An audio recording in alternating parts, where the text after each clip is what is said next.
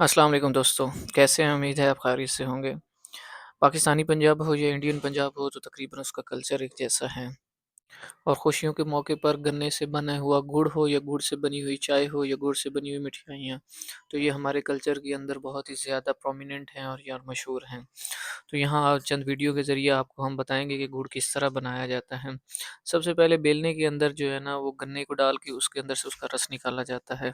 फिर उसके अंदर एक कढ़ाई के अंदर उसको गर्म किया जाता है, नीचे आग जलाई जाती है और जब वो थोड़ा-सा खुश्क हो जाता है और गाढ़ा हो जाता है तो फिर उसके बाद उसकी पेड़ियाँ बनाई जाती हैं गुड़ की शक्ल में।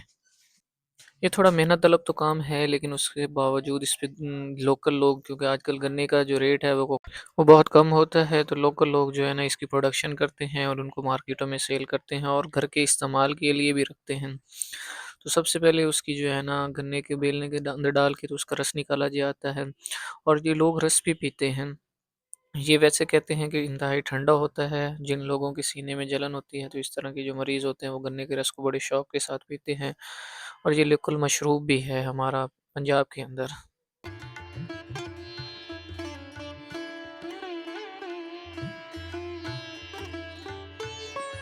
इस वीडियो से लुत्फ़अंदोज़ भी हों और हमें अपनी राय भी दें कि आपको हमारी वीडियो कैसी लगती हैं और इस चैनल को सब्सक्राइब भी करें और हमारी लाइक्स भी करें ताकि हम और ज़्यादा आपके लिए बेहतर से बेहतर वीडियो बना सकें। शुक्रिया।